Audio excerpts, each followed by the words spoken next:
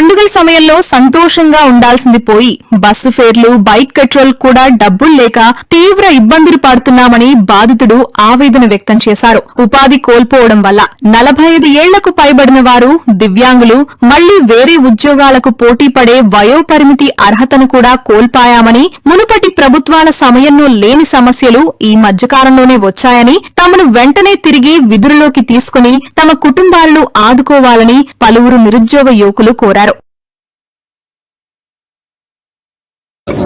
నెల నెల ఎప్పుడొస్తే జీతాలని చూసుకుంటూ ఉండాలి. కానీ అంటే మీరు పండుగ వస్తే భయం వేస్తుందని మీరు అంటున్నారు. అందరూ పండుగ రావాలి, పండుగ చేసుకోవాలనుకుంటారు. మాకు డిఫరెన్స్ అది సార్.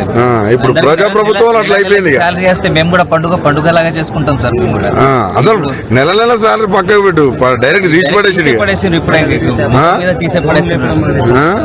అదే సార్ మాకు బాగా బాధగా ఉంది సార్. మళ్ళీ రిటర్న్ గా మాకు తీసుకుంటే బాగా సంతోషిస్తాం సార్.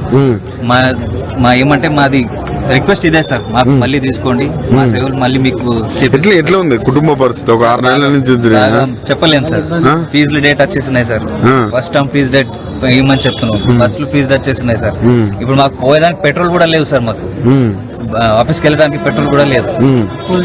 అప్పులు చేసుకుంటే ఇప్పుడు టర్మినేట్ చేసిన అంటారు, మళ్ళీ ఆఫీస్కి రమ్మంటారు. వస్తున్నారు సార్, మేము పనికి రమ్మంటారు. అంటే అక్కడ ఆఫీసర్స్ అందరూ అవసరం అని చెప్తున్నారు. ఫైనల్ ఇక్కడ అర్థమైందంటే ఓన్లీ గవర్నమెంట్ కి మీరు అవసరం లేదనిపిస్తుంది. కలెక్టర్ కి, ఎంఆర్ఓ కి అందరికి అవసరం అనిపిస్తుంది సార్. అందరు లెటర్ కూడా ఇచ్చిండ్రు సార్ CCLకి.